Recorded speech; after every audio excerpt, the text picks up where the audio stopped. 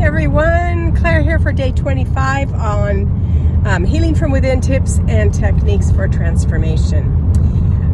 In Chinese medicine, as is true also in all indigenous medicines, we are seen as a part of nature, and so a lot of the wisdom and methodology of Chinese medicine comes from observing how we exist in nature and respond to nature and are a reflection of nature. And reflection really isn't a good word because we too are a part of nature. So in the West we tend to poo-poo this, and I really don't know why, because we are a part of nature. We were born here just like everything else was born here. So the rules that apply to nature also apply to us. And we know this very clearly, like with, when it's, the barometric pressure changes, people feel it in their joints and get migraines or whatever. You can feel the weather coming in your joints. Women, kids get crazy around the full moon. So we know that our external environment affects us. But we can go much deeper with this, and they do in these more indigenous medicines. So in Chinese medicine, and in a lot of the other ones too, I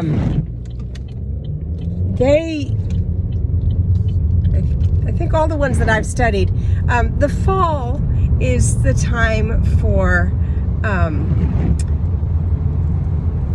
it's the time of trees shedding their leaves and everything kind of slowing down. And so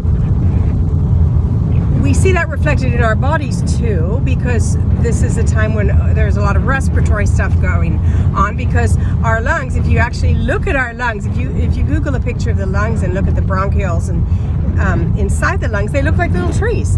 So our lungs are actually the internal representation of external trees. And this is so cool because we exhale carbon dioxide and we inhale oxygen that's exchanged from the external trees. So the lessons of the trees in the fall for our emotional, spiritual well-being, which then directly impacts our physical health, is about letting go and being open to outcome. There's rain in the fall, and like right now actually there's rain, and rain is the emotions, and so it's about letting go and grieving what you need to be grieving, saying goodbye what you need to be saying goodbye to. This is the end of the whole cycle where we're headed in towards winter, when we're going very, very internal. And so the things that are good for us spiritually in this time are contemplating those things. What is it that I need to be letting go of? What is it that I am grieving? Or what am I not grieving that I need to be grieving? And how do I let go and remain open to outcome and not see letting go as a death? Because it's really not a death. It's just a bearing, really, a bearing of who you are, B-A-R-E, like the trees get bare. So that's on a spiritual level.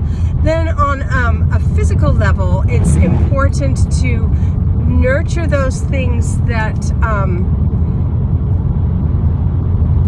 help our respiratory system, so things that are good for lungs. So you want to definitely stay warm. You want to stay out of the wind. You want to be protecting your internal trees. You want to keep your chest warm, like I talked about in another video. You want to eat foods that are nurturing and warm, that come from the earth. And as we move more into winter, that's even more true. But for right now, things that are good for the lungs, broccoli, cauliflower. And see, nature has this wonderful way of doing this, because if you look at broccoli and cauliflowers, they look like little trees, and sure enough, they are very good for the lungs. You can Google why.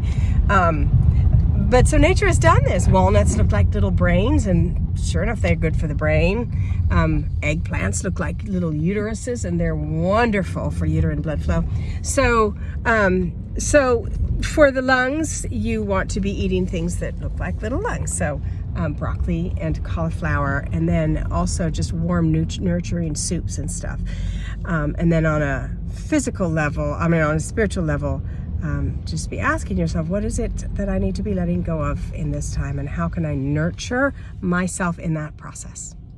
All right, and that's it for today. Healing from Within, tips and techniques for transformation. I hope that gives you guys something to think about, and I'll see you tomorrow.